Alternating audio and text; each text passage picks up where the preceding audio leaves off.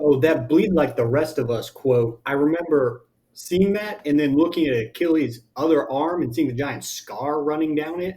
I thought I heard them wrong, and so then I rewatched the scene. I was like, "Did you say they don't bleed?" And then I was like, "It looks like he's bleeding like a regular person."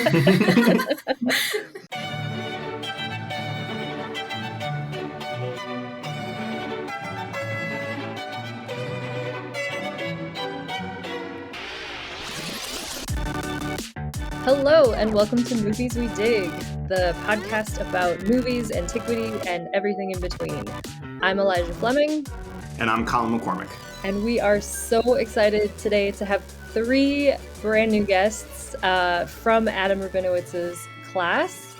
We are joined today by Mitchell, Lucile, and Jordan. We're so excited to have you guys here. Thank you. We're very excited to be here. Hi. Yay! So yeah, the very first thing, I guess we're talking about episodes 4, 5, and 6 of Troy Fall of a City. So the very first thing, jumping into it, did you dig this show?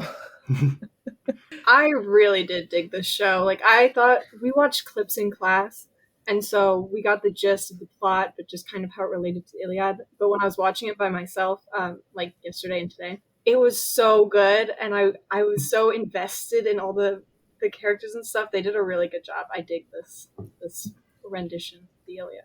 I, unfortunately, did not dig this show.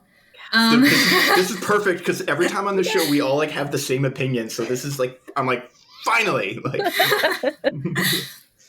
Well, I just feel like they got really weird in the middle of the segment that I watched. Like, it didn't like stick with the story, and I feel like they added like a ton of stuff, and I feel like it happened historically, and that's great and all. Like, I'm glad they added it, but I don't know, it just felt really cluttered, and there was like a lot going on, and it was hard to follow at times. Yeah. Mm-hmm.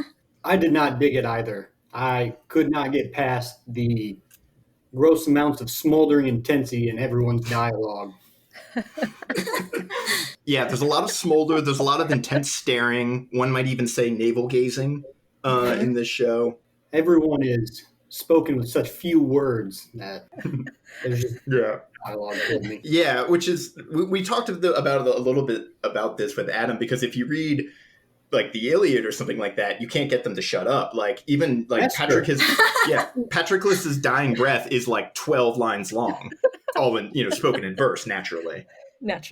But yeah, I mean, Eli and I, we've already gone on record sort of with our thoughts of the show, but I'm just I'll reiterate a little bit and kind of say I'm somewhere in the middle, where there's parts about the show I do kind of like and I think are interesting, and particularly after having sort of talked about it with Adam, I think there's some underlying ideas that are really interesting in the show, but it has some problems with execution, and then ultimately it kind of is sort of like aggressively mediocre, I think, in a way that I think is almost worse than, because like if something's bad, you kind of remember it for being bad, and you might even enjoy it, but it's not bad. I don't think it's a horrible show or really bad, but it's kind of like, I saw it. This is the second time I've seen it, and I it's like I'm seeing it for the first time again, because I truly I didn't remember it. How about you, Eli? Yeah, no, I'm realizing this is my second time watching it as well, how much like didn't stick with me the first time. I was like, I totally forgot that they killed a horse for like Andromache's dad's funeral or something. I was like, what? I totally forgotten that entire like thing happened. Adam was talking about that when we were talking, and I was like, what is, and because we hadn't seen it yet, he was getting ahead of us, and then that's when he was mentioning the sparking knife, and then I don't know if he made a point to you guys about bronze not sparking or something like that. So yeah, I think I do agree that I fall somewhere in the middle, but I do really want it to be better. So I feel maybe just like more than anything a little bit disappointed. There are so many things that I really enjoy that I just wish the rest of it kind of lifted up, and that it was. And part of it is also like, we kind of have skin in the game. Like, we get really excited anytime there's something, because we're like literally professionally invested in it in a way that you guys, aren't.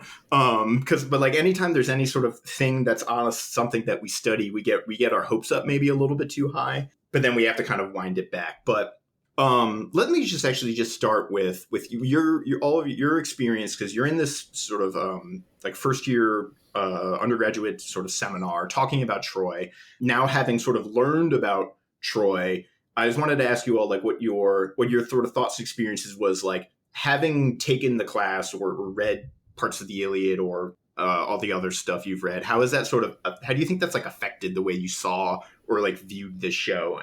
And my follow-up is it better? Are you better or worse off? Like, are you like, I kind of wish I didn't know about the Trojan War before I watched this show? See, okay, that's why I had an issue with it. And maybe I was just watching it at a bad time because I was so confused the whole time because I knew what was supposed to happen and nothing was happening when it was supposed to happen. And I'm just like, okay, I guess we're going, on some weird like self-discovery journey now that I don't remember happening ever. So, yeah. So the biggest takeaway I had from this class was viewing the Iliad through the generations and through the cultures it's passed through and how it keeps getting tweaked to reflect the ideas of the cultures throughout the time. And so, okay, this show is, let's go my generation. Let's see how we're impressing ourselves on the telling of the Trojan War. So it was cool to watch through the show to see what the screenwriters would put in there to reflect our generation. Like, okay, bringing in the Amazons, making them, I think they were already in there before, but now giving them, casting people as the Amazons is for what we would think they would look like. Was really cool. One thing I didn't like, though, was all the backstabbing, political, not quite political. There was a lot more covert warfare than I remember seeing in or reading in the Iliad, specifically the scene where Hector and 10 people go ride behind the Greeks and then burn their stores down behind them. And right before that, there was like a Greek person that, I don't remember the Trojan that he killed. Oh, yeah. I know this because I've done extensive research, but it's Xanthias is the spy and Pandarus is the... And I think Pandarus, he comes from I don't remember him being in the Iliad, but he comes from later traditions. He's like a character in like Chaucer and things like that. Troilus and Cressida. Yeah, yes. See, you guys know more than that we do at this point. It's been a minute. I had to dig up I have a copy of the Iliad sort of floating around on the desk. I was like, I gotta remember because it's been a minute for me. I know. I had to look. I've like opened mine a few times. I was like, is this? Yeah. When did this happen? Mm-hmm. Yeah, but I think because to Mitchell's point, another part I wanted to ask you guys, because you as a class, you also just watched the 2004 movie. Mm-hmm. I think that raised I thought I digged this series, and I think that having watched the Troy movie just like 3 days prior really by comparison elevated the series. Mm-hmm. It was kind of terrible, but yeah, it was interesting choices that just did not make sense. Yeah. What like jumped out to you the most? You're like, what's going on there? Because I think I have mine, but I want to hear yours. Well, like at least okay. There's a lot of things that are not great with that movie. But first of all, they don't develop Achilles and Patroclus's relationship enough for it to justify like the grief. I don't like it. Doesn't make sense. And also, Hector is way too good. There's no. It loses all the complexity of the Iliad and saying who's right, who's wrong. It's just Hector's amazing, and everyone else kind of sucks more and more as it goes on. Like, this is an amazing take. I was saying, Lucile, yeah, you're challenging our own preconceptions because Eli and I love Eric Bana as Hector. He's like totally my favorite part. But like, stick to your guns and tell us we're wrong. He's great. He's fatherly, and like I like it. It's kind of in keeping with the Iliad, but there's no like complete fit of animalistic rage over Patroclus's body that justifies, like there's no savagery that justifies the lion quote, like there's no deals between men and lions or something. Yep. Like there's no backup for it because the whole time he's just fatherly and he's smart and he's coming up with logical ideas and he's like, no, we should be kind, we should, try to avoid war, and like then he just gets murdered, and the only thing he did was, and he felt remorse for it, was kill someone that he thought was younger. And it wasn't in a disrespectful way, and it wasn't intentional. He thought he was killing a hero, and he wasn't aggressive about it. There's nothing wrong with it. That's so interesting that he's too good. I like that. Oh my gosh. So that, yeah, Lucille, that rocked. But I was gonna say, but that leads me to sort of my, one of like the sort of notes, maybe this is like, I think maybe a generational thing, but I want to kind of dig into this of like, I was like, one of my sort of hangups with this show was it sort of seemed like who, if anyone, are we supposed to sort of, are any of these characters, are we supposed to like them or be endeared with any of them? Or are they all supposed to be kind of equally compromised in some way? And I think, but then again, I think a character doesn't necessarily have to be good to be compelling. Like, I think I saw a really good, like a critic sort of explaining how like they juxtapose like Jaime Lannister versus Dolly, the kid who shakes fish in Finding Nemo.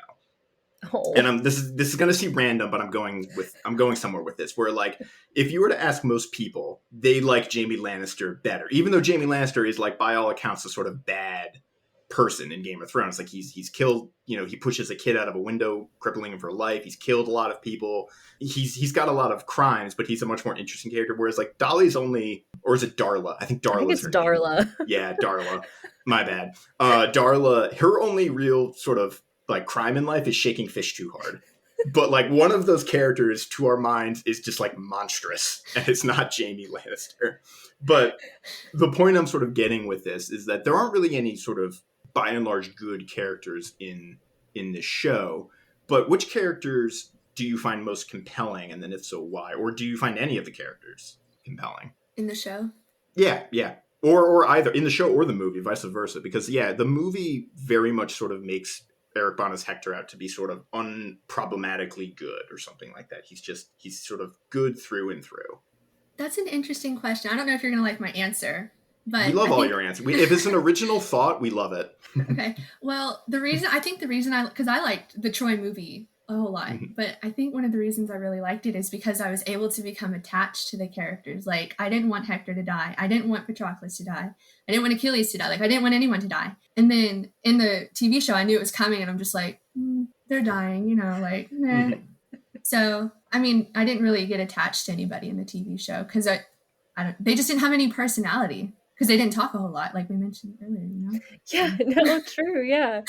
No, I think I'm kind of with you there because I have a very like deep-seated nostalgic love for the old movie Troy, and I think that maybe is a part of why is that I think the characters, oddly enough, in like a movie are a little bit more fleshed out than in a miniseries, which is kind of saying something, I guess. Because Eli and I have gone on record many times over the course of this podcast and being like, this story would probably be better served in miniseries format where we had more time to get to know characters or something like that. But then here we are eating our words. Right? It's like, this is what I wanted. Why isn't it good? You guys just need to produce your own. This is the direction we're moving because the last couple episodes have just been like us repitching ideas of movies. I know. We rewrote The Eagle last week. Yeah. How about you, Mitchell? Do you have any? Yeah. What are your thoughts on the characters? I did find it difficult to follow along with the mini-series characters, with the exception of Paris. I could follow along with him just because of the gross amount of screen time he got. But even Odysseus was hard to follow along with because he's supposed to be wise and crafty, but every dialogue he has, it's like a sentence long and nothing comes of it. So but it's tactful. Threw my hands up there. But with Hector in the movie, where Lucille, you point out you didn't like him because he was so perfect, and then he made a mistake and got butchered. I love seeing that because it reminds me of one of my favorite Star Trek Next Generation episodes. I like where this is going. Says, you can do everything right and still lose. That's just being human, and that was personified by Hector, whose character, this fictional character, did everything right in his life. He was like the perfect role model, but then he makes the mistake of killing the wrong person, and it's over. He loses. Like, you killed the cousin of. But is that what we're supposed to get from the Iliad? Well, I'm gonna in favor of Lucille's point actually. So in the Iliad, I would say this is my Colin interpretation. So if Homerus out there hear this, your beef is with me. But one of the things, so the Hector has like, he's not as totally like, I think they push the scale one side in the movie where Hector is he's sort of almost more perfect than perfect. But in the Iliad, he has a couple of moments where he's kind of mean, he snaps at people. But there's the idea, I think, with Hector is that there's like, he's sort of all of the weight of the city and that responsibility is sort of put on his shoulders. And then he's kind of constantly weighing everything. A lot of the times in the Iliad, he has these conversations to himself where he's like, I got to do this because what if the men and women of Troy, like what if they were to say, oh, Hector did or didn't do this, and they would sort of think less of me, or they would sort of mock me, or they would hold this against me if I wasn't out there fighting. And it's part of the reason he makes the decision to kind of, there's a key point in the Iliad where the Trojans are winning and then they're pushing the Greeks back. And Hector's companion basically says, we should hold off before, because if we go too far, like Achilles might get in the fight or something like that. Or like we should we should stop while we're ahead. And Hector says, no, we should, because I've got all this pressure upon me, I got to keep pushing. And then that ultimately is what brings Patroclus into the fight, which then ultimately brings Achilles into the fight, which then ultimately leads to his own death. And so like Hector is sort of Hector's decisions, but his decisions are sort of driven by this sort of social responsibility he feels he has because he's the sort of Prince of Troy, because he's sort of the appointed defender of the city. And then that leads into even when he's about to duel Achilles. My personal favorite, it was one of the first grad school papers I wrote in graduate school, was about the sort of emotions Hector has when he's about to fight Achilles. And he has this whole long deliberation, and he's sort of waiting before the gates. And then his parents come up to him, and each of them and his mother and father each give a speech. And then Andromache comes up and she gives a speech to him about, saying like, don't fight. And they each appeal to sort of a different, like his mother is like, you're my baby, I can't see you die. But then Hector, basically, he even thinks about it. He's like, oh, I could maybe try to sue for peace, or maybe if I gave back Helen, we could end this. And then he says, no, I gotta fight, even though I know Achilles is probably going to kill me. And that longer deliberation, which leads me to, I think, one of my I'm particularly thinking of episode 6, but I think it kind of applies to this chunk of episodes, this sort of Iliadic swath of the show, which is the pacing, because it sort of seems like a lot really happens, particularly in episode 6, where we get the death of Patroclus, and then almost immediately after we get the death of Hector. Whereas, there's something like 6 books of Iliad basically between those events of stuff happening, like fighting over Patroclus's body, Achilles grieving over Patroclus, Achilles sort of going on his big rampage, that animalistic sort of rage that Lucile was talking about. And then so it's sort of, for me, this show kind of that those two things, which are kind of two of the big hallmarks of this whole cycle. And I'm biased because I'm thinking mostly of the Iliad, even though the Trojan War isn't just the Iliad. But those are sort of two huge touch points, and they both happen sort of within the span of 30 minutes in the show. I went on a huge long rant, so I'm going to stop talking. That scene was, of all the renditions I've seen of it, and like I've read a few books, I feel like this whole semester's been dominated by reading versions of the Iliad and whatnot. But come to grad school; it could be your life. There we go. His death was the worst one I've seen. Like Patroclus's death, it's like, first of all, the hush thing was cool because they like built up to it, so Achilles knew what was happening. But Achilles shouldn't have been there yet. It didn't make sense, and he should have. The way he's characterized and everything else, he should be like go into a violent fit of rage as soon as he sees Hector, who killed Patroclus. In this one, they do it in favor of him seeing Patroclus is dead and like just caring about him and not anyone else. And then he goes back later to kill Hector. But that's the most illogical way I've seen it done. I think it makes the most sense when he finds Patroclus, does his grieving, is really angry, really sad, doesn't eat, and then goes and like it just doesn't. It was not good in my opinion. I was a little disappointed that we didn't have a ton of fight scenes, because like we would get pages and pages and pages in the Iliad of this guy stabbing this guy and this guy like gutting the other guy, and like the 3 episodes that we're talking about, hardly any of the massive fighting that happened in the Iliad actually happened. So that's a weird point to bring up, but I was kind of disappointed in that. Jordan on the record being, I want more blood.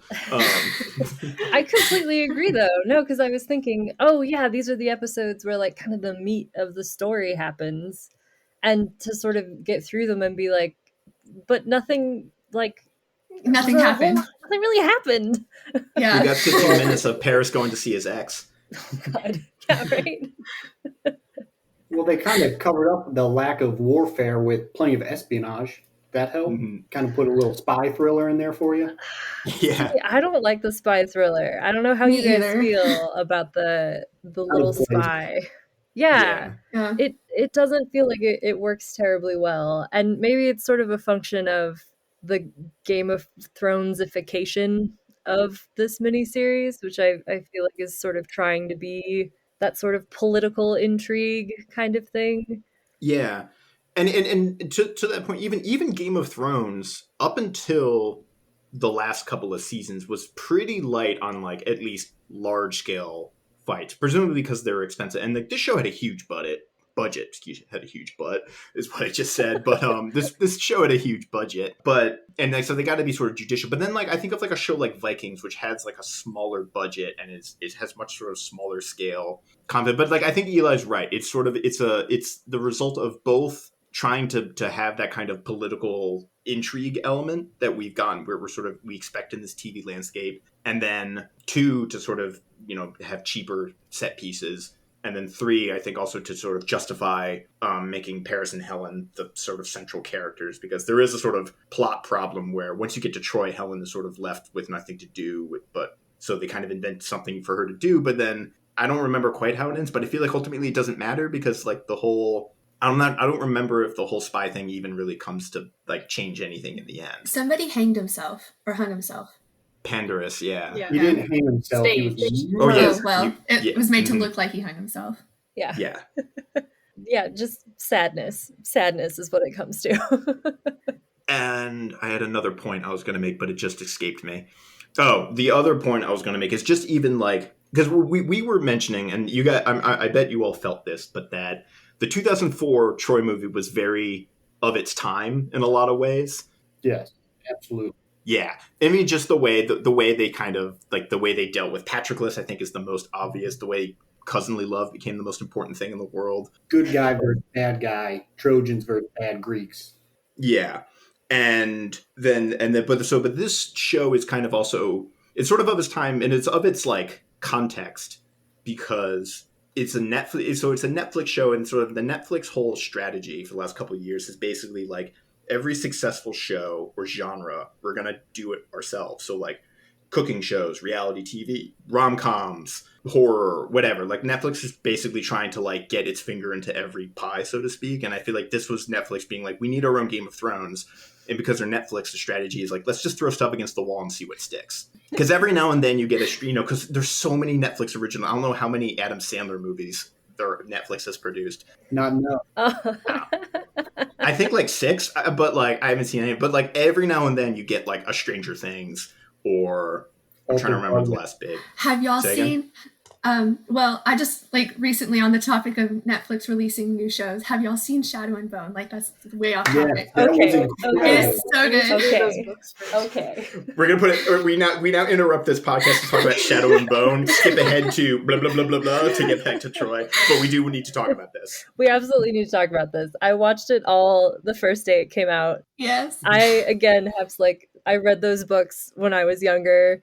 It's like my little heart on the screen. I love it so much. It is amazing. Eli sent. Did you give me the book or Tracy the book first?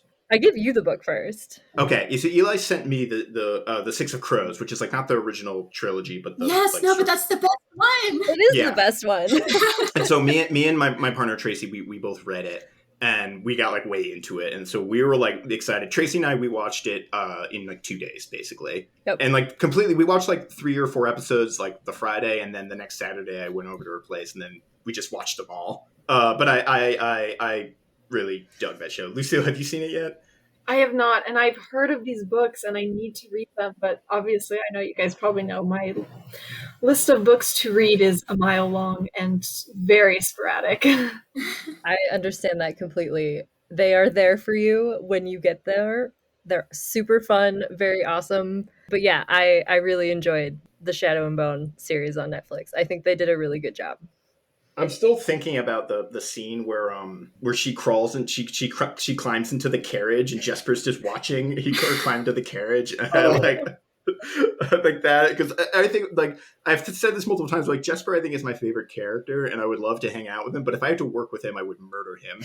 He drives me. He just lives this He's kind of a up, but he lives this like charmed life in a way that I find. I don't know. What's the line from Knives Out? He's like, makes no sense. But it compels me, though. It compels me, though.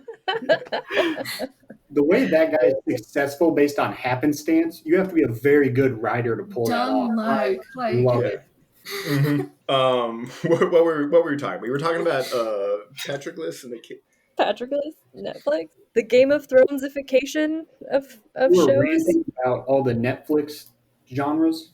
Yeah, but yeah, this is trying. I think this was trying to be Netflix's Game of Thrones, and it never stuck. Well, was this originally a BBC? It's a collab. Okay. Which is why it's all like British television actors. Yeah. Like the guy who plays Aeneas, he's from a pretty Harry popular Potter. show. Yeah, he was in Harry Potter. Wait, he is? Who is he? Oh my God. Dean. He's Dean Thomas, isn't he? This? I just realized this. I would never coming over your face. No, the minute you said it, I was like, holy crap, she's right. I did not, because he's like 10 years older now and has a beard. Yep. Yep. Oh, that's wild. What was I about to say? I was going to bring up, I don't really understand the gods' role in anything in the show. Yeah. They were like barely there. Yeah, so yeah, actually that is one of the main questions I wanted to talk to you guys about. Jordan, you look like you had something on the tip of your tongue. Okay, yeah, wait. So what kind of like irritated me a little bit was whenever Paris was fighting with Menelaus and they're having their duel. And then, in the Iliad, Aphrodite like sweeps him up in a cloud of mist and deposits him in Helen's bed, right? Well, in the show, she's just like, run. And he like throws sand in Menelaus' eyes and runs away. Like, and everyone just watches him. Yeah, if you're going to put a goddess in there, you might as well have her do the whole thing. Like, yeah, there's a whole, that was one of the parts I went back to reread for myself to remember how it goes down. Because it's like Menelaus, like they break their spears and their swords on each other's armor, I think. And then Menelaus like grabs his helmet and tries to like drag him back to the army. And then Aphrodite basically like lets the like chin strap go on his helmet, and then he slips out, and then she does the mist thing you were just describing. But yeah, it's I'm trying to formulate my thought. But my thought is this is sort of a product of the show simultaneously trying to do something kind of different, but also trying to be like the 2004 version, which went for that sort of gritty, like euhemeristic approach, we might call it, but like just say like let's just take out the supernatural stuff, make it all about the gods. And so there's a lot of that kind of like I forgot periodically that the gods were in this show because they're there and then they're not there, and they're sort of very vague, and it's unclear what, if anything, they're doing. Like you could almost edit them out, I feel like you easily could edit them out. Yeah. And like there's not even the only scene that's more or less similar to the actual book is when at the beginning they're both sides are ramping up for war and they're claiming warriors that they bless. That's the only scene that's more or less like the Iliad, and the rest, because there's no huge fighting scenes, there's no interaction between Apollo's, Ares, all of them. Like, it just is removed, and so they're not really necessary anymore. Excellent. Yeah, it is, like, I feel like Aphrodite is the one we see the most of, and she is the most involved. But again, it's a tricky line to follow, because at one point, if you just have the gods sort of doing everything, it takes away the agency of the characters, and then they just become sort of tools and not people. But then to have the gods sort of, it's like, I think I said this last time, but it's either too much or too little, and I can't quite decide which I would rather have. So actually, let me kick it out. Would you want more gods or less gods? I like the way they were used in the Iliad. When they were involved, people were used completely as tools. But when they're not there, you are then left to your own devices. So, yes, bring in the gods and have them act that way. If you're going to bring them in at all, they need to be godly. Because otherwise, I just saw them as like sideline sports commentators. That's exactly right. They're like sitting off in the distance in a rock, like, wow, that's happening. Interesting. If I stood there and I said run, I'm basically Aphrodite. And that's all it takes. Yep. They could have had a heckler on the side, like just say run, and then they would have done the same thing. Exactly. Yeah. Mm-hmm. Oh yeah. Thersites. He's the heckler par excellence. He's there. He makes an appearance. Who was he? Like, I couldn't tell anybody who was who. Who was he? He's the sort of bearded white guy, number 6. Oh, wow. Right after, was it Briseis? Yeah, Yeah, whenever she gets abducted by Agamemnon, there's someone that's like, all right, we should really just go home if we're not going to have Achilles. And he gets beat up. Yeah, and Ajax is there, who also, I was like, oh yeah, Ajax is in this show. Preferred Ajax from the movie, though. Yeah, big guy. Sweet man hammer. I agree, yeah. I could go on a whole rant about how Ajax is always done dirty, but we'll come around to that. But yeah, Thersites shows he's got like he's sort of like the gray hair guy. He shows up a lot actually. Once I recognized him, you see him. He's pretty much always like a stand-in. Like he's one of the guys out searching for Paris. He's kind of always there. Whenever anyone's complaining, that's Thersites. So it's interesting that they included that character, but then they don't have the sort of iconic Thersites moment, or at least I don't think they haven't had it yet. The iconic Thersites moment where Odysseus basically is like, shut the hell up, and like just beats him up. Yeah, I have to say, on this round, I didn't really notice him. I was like, oh, nope. Did not recognize. We did a performance, like we had different projects, and so the three of us happened to be in the same group for Troilus and Cressida, in which Shakespeare really gives Thersites the stage and a whole scene and just lays into Ajax, which is fantastic. I recommend giving it a watch. But it was great, and the show did not deem it fit to put in Thersites laying into all the main characters. Yeah, you got 3 big fans of Thersites with you right now. Excellent. Some Thersites stands. Love it. He could have been like the Statler and Waldorf of the show, whether it's like, that's ridiculous, or like it's not half bad, it's all bad. Or, like, I'm trying to think of other good Statler and Waldorf lines. He's just like this. He's like the audience surrogate. He could have been the gods. Sorry. No, go ahead. No, that's it. Go ahead. Oh, I was fixing to go like way off into left field. So if y'all still had like stuff to say. No, this whole field is that my baseball analogy is falling. It's all left. Do your thing. Okay, well, I was just gonna say the one thing though that I did like that they put in the TV show that was also in the movie was Achilles coming right up to the walls of Troy and just yelling for Hector, just like Hector, and like. Every time I watch the movie, my mom and I always crack up, even though we're not supposed to be laughing. Like, that's just the funniest part for whatever reason. And so I like that they included that. That was a good job from them. His voice must have carried so much. Also, they show the city, like the castle is far in the distance, and I know everybody's already on the wall for whatever reason because they're expecting it, but I think Hector should be very far away and not be able to hear him. Yeah, they are. They're very sparing with like how much of Troy they actually showed at a given time. I think probably for Mitchell's making the money hand gesture, which I agree with. Yeah. That's a fair thing for a director to have to deal with. Can't really hold it against them. They should have gone like Monty Python, where it's like Troy, and it's like it's only a model. You film it from different sides. It's just clearly a cutout on a hill. Right. That would be good. That would make it so bad it's good. And then you can remember it. Right. Yeah, exactly. I can't think of anything more polarizingly opposite than Monty Python's rambling jokes to Troy Fall of the City's smoldering one-liners. That would be so good though.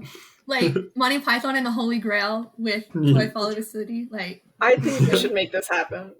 Yeah, we should just do like a farcical, like, a comedy version of Troy Fall of the City, where it's all just like the innate silliness of the whole enterprise. Let's talk actually while we're on the subject of Hector and Achilles. What did you think of the duel and then Hector's death? Because we've mentioned it a couple of times, but yeah, how did you feel about Hector's death scene? Because there's one thing that really jumped out about it to me, but I want to see if anyone else is of the same mindset. They didn't run. They never run. Yes. Was it 3 times around the walls, or however? What does he do? I want to see a little sprinting, a little effort. Would that make him like seem cowardly though? That's always been my thought. They explained it in the book is that it's not even cowardly because if Achilles reaches him, he will die. Then Athena has to trick him into being like, maybe you might win. Maybe. Yeah. But it's just if we just have that visual of him running, I wonder if like nobody could choreograph that into a way that felt. And they I were don't all know. supposed to be like super fast, right? Yeah. There's all sorts of lines in about how like that they're the way they run and move and stuff is like way more like somebody picks up a stone that like 10 people couldn't pick up today, things like that.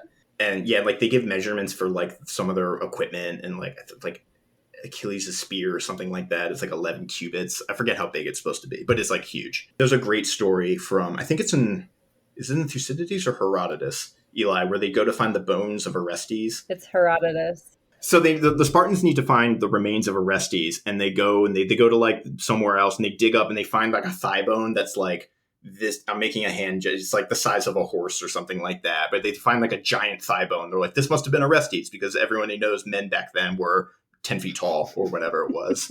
I forget where I was going with that story. Where were you going with that story? Oh, that everyone was like stronger and faster in the Age of Heroes. Yeah, nobody picked up a boulder for no reason, and that was just kind of disheartening. Yeah. I don't recall in the TV show one, Achilles going on his rant about the burial rites and how Hector won't have them. Yeah. That one really kind of demonized the mental state Achilles was in, so I really did enjoy. Well, I don't enjoy reading something, but it adds a lot to the character. Mm-hmm. But I guess he's not allowed to speak more than one sentence at a time. Sorry, it just sparked a memory. Agamemnon in this series is like so He's much a psycho. impact. Yeah, but like this time it makes sense. Before we just kind of hate him just in general. And in this one, we see his daughter die. I don't know if you guys actually watched the first videos or if you skipped the.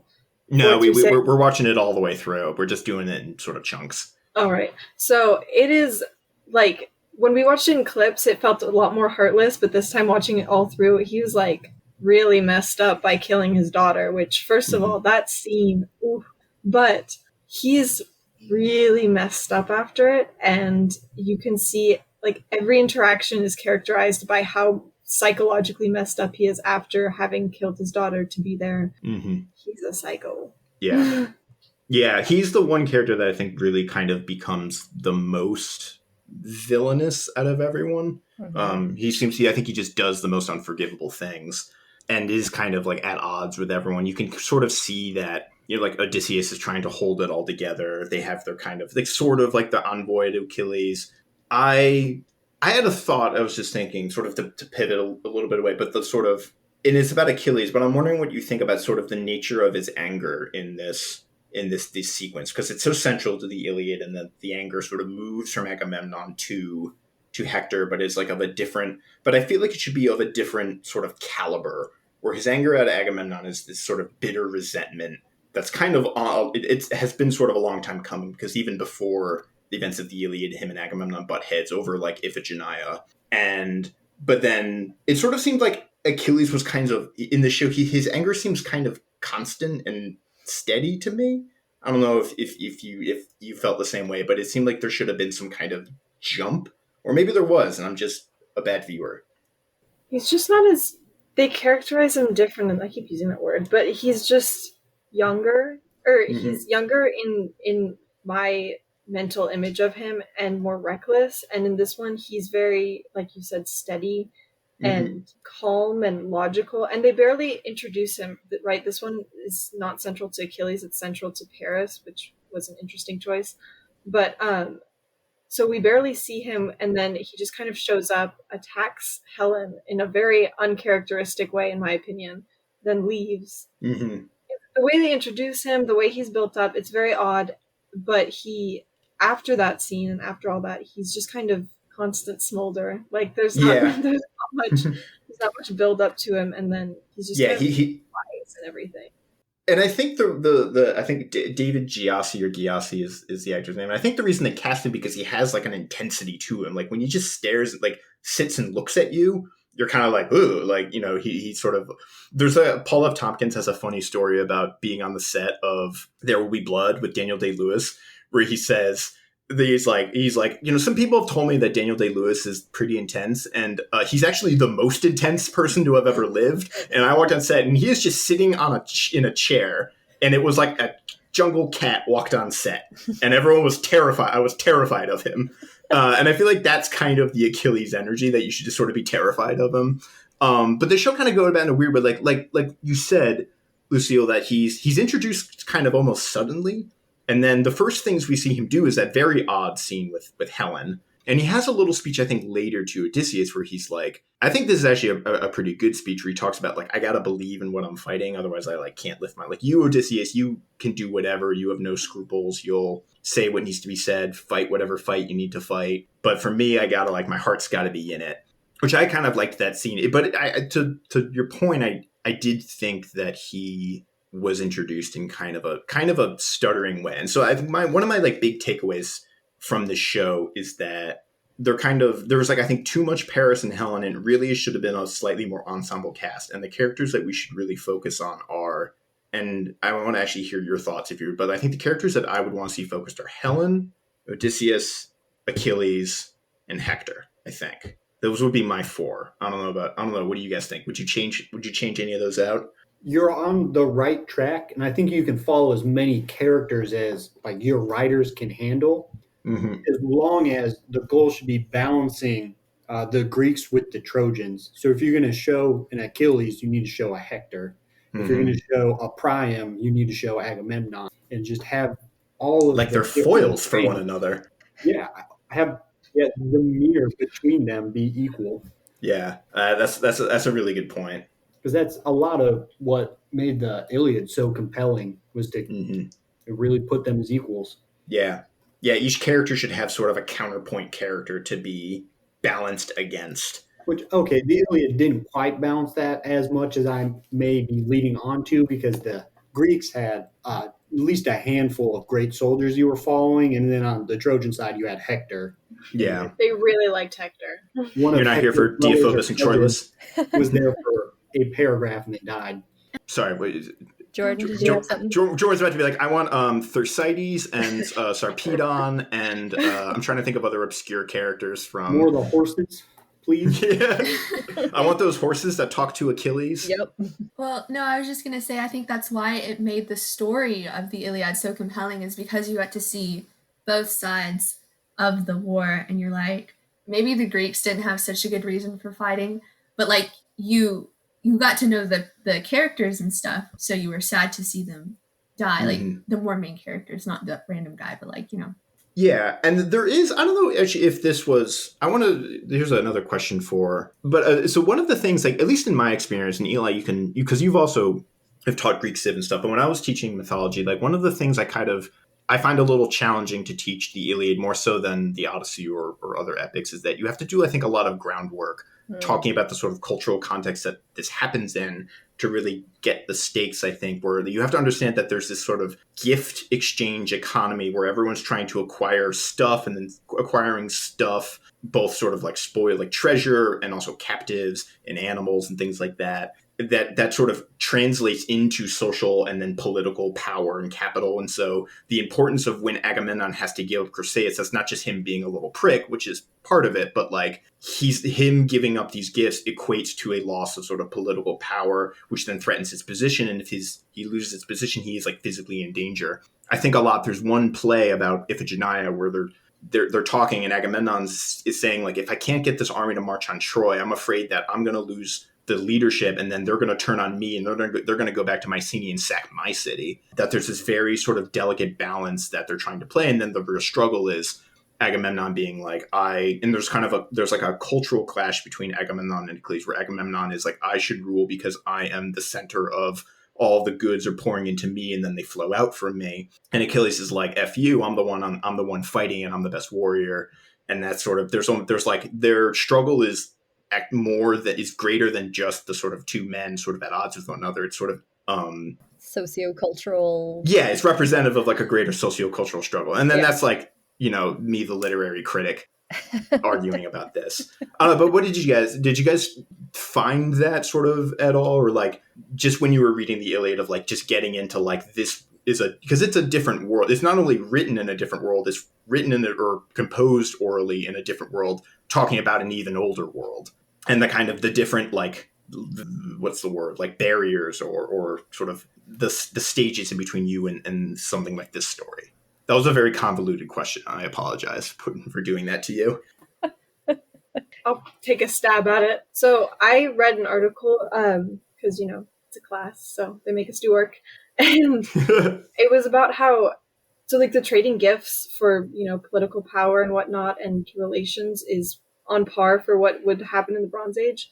But Helen has a line when she first meets Paris about how it's about political power and stuff, and they want Troy for like the Straits, and that's not accurate according to my research. To Kolb's article, if anyone wants to look it up. But basically, those Straits were too dangerous, or they were just not effective for trade and daily interactions. So Troy wasn't a big commercial center, and that doesn't really fit with the logic of the time period. So, but the gifts are important, and it does make sense. But I also, in my opinion, lean towards Agamemnon just kind of being a prick and being butthurt that he lost his girl. So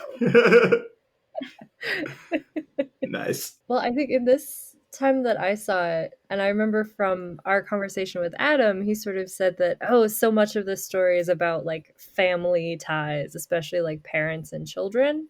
And I really saw that, and it made me super uncomfortable because Agamemnon is like so upset about killing his daughter, and then he sort of like sees his daughter in Chryseis in a very weird way, and like that made that relationship, like an already horrific relationship, like that much more sort of terrifying.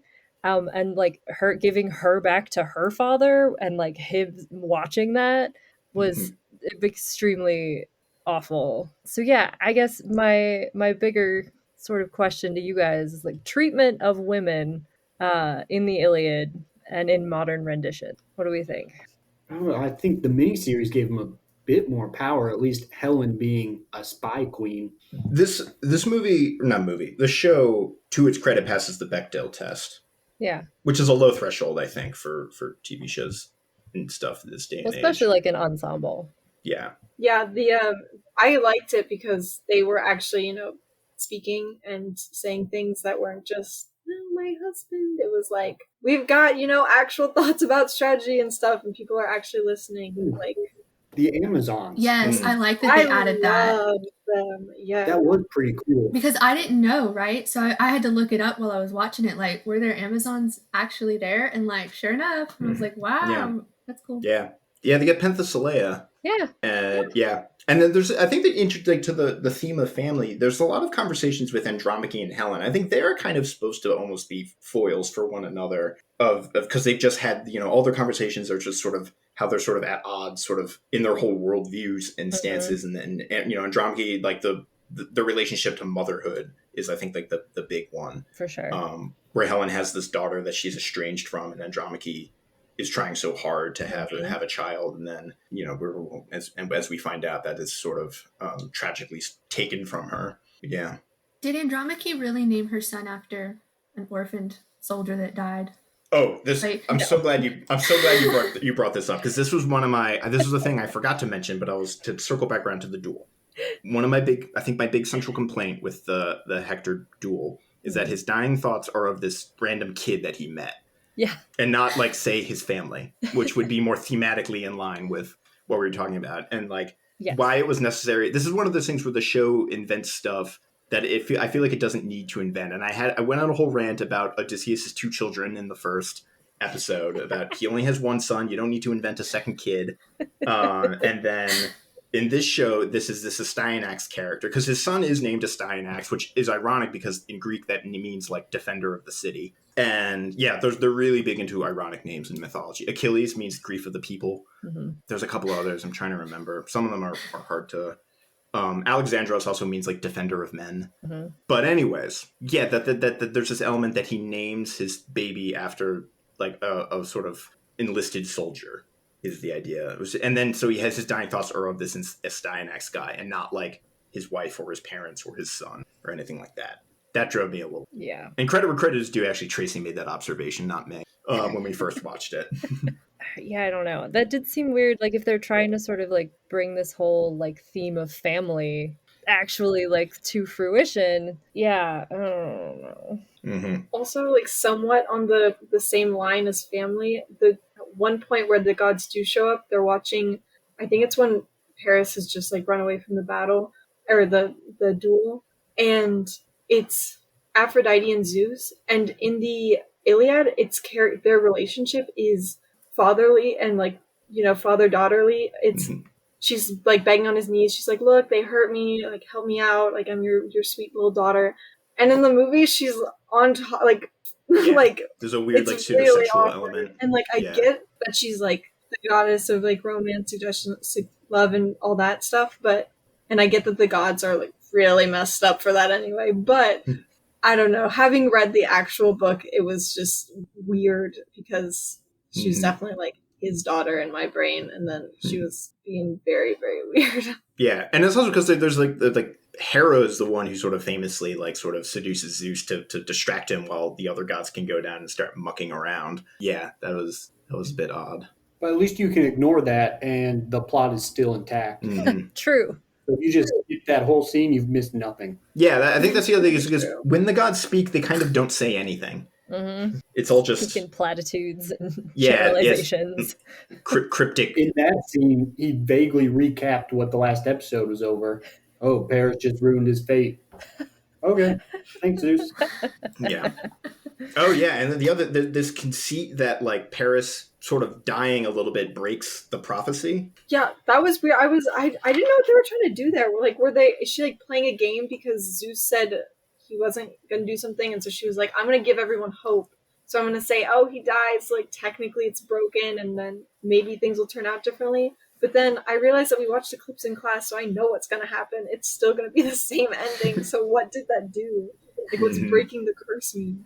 Yeah, I think the maybe a general complaint. It was like this show is almost in some ways confined by the plot that it sort of needs to follow to some extent, and so you end up with these kinds of weird, like Paris needs to lose the duel, so that leads to this whole spins off in this weird thing, or like I don't know what I'm trying to say, but the idea is that it's kind of boxed in, and so the choices it makes sort of cut against like where we know where it's going to end up anyways, and it moves around, and like the whole when it invents the spy subplot thing is that kind of doesn't matter because the spy being there doesn't really change the effect or whatever happens. Yep. I think I know what you're trying to say. Like their destinations for the plot are the same, but they're taking weird routes to get there. That is what I'm trying to say. Thank you, Mitchell. Maybe they just needed some filler for like a whole episode. Yeah, absolutely. But I really did appreciate how they went way before the Iliad starts. I really did appreciate someone tackling Paris's backstory. Yeah. If next time we could get a little better execution, I would appreciate it. Nice. I agree. Yeah. Excellent. So we're just over an hour, but any like closing thoughts? Final things you wanted to say that didn't get out yet? I'm just excited to rewatch Shadow and Bone. Nice. Yeah, that's the takeaway. Too. Yeah, the takeaway from this episode is actually just watch Shadow and Bone. Accurate. Fantastic. Lucille or Jordan? I'm good. They did wait. Well, actually, okay. Yeah. I did notice something. I had to go back and rewatch it because whenever they had captured Briseis, I looked at the ropes they used, and I mean, I could be wrong, but didn't they use like hemp kind of looking ropes and stuff? And this looked like yellowish paracord. Like, oh, this is like you're saying this is like the Starbucks cup in Game of Thrones or something like that. Like, yeah. They like just grab anything. It's dark. It'll work. Yeah, it's like yellowy, and it's gonna be tied around her hands. It's fine. So. Yeah, or like I don't think this is true, but suppose someone claims that in the chariot scene in Ben-Hur, you can like see Charlton Heston's watch or something like that. Yeah, I got to go back. Now that you said, I got to go back and check. I know. There's also a disappointing lack of ostriches in these episodes. I know. I did want to go on record, and Adam was calling it an emu last episode. I am 90% sure it's an ostrich. I know my large flightless birds, but there was a German Shepherd. I think. Yes, I like the dog. I didn't know like why he was important, but I liked. Oh, the little boy! The little boy scared me the whole time because the second they introduced him, I was like, "Is this kid gonna die? He's gonna die. He knows the spy. He's gonna die." He hasn't died yet, though. Maybe I should just stop watching. And then Troy was fine and everyone went home. I think that's how it ends, right? Yeah, except for Patroclus, but it's fine. Yeah, just like turning off the movie before like Bambi's mom dies or something. Yeah. Excellent. Well, thank you all so much. I had an amazing time. I'm really this was better than I possibly imagined. So I wanted to thank you all for coming on. Thanks for having us. Thanks, guys. No, of course. Yeah, thank you so much. Well, I was gonna say, is there anything any of you would like to plug or make it known if people want people to find either you or something you work with on the internet, anything like that? Go Longhorns. Okay. I go to UT Austin. Excellent. We already covered that one Netflix show we like. Yeah, no, we're doing Netflix's job for them. So and I guess Hoka. Thank you guys all so much, and we'll see you around and cross paths again. Go easy on Adam for us. Yeah. Thank you guys so much. Bye. Bye. Yeah. Bye.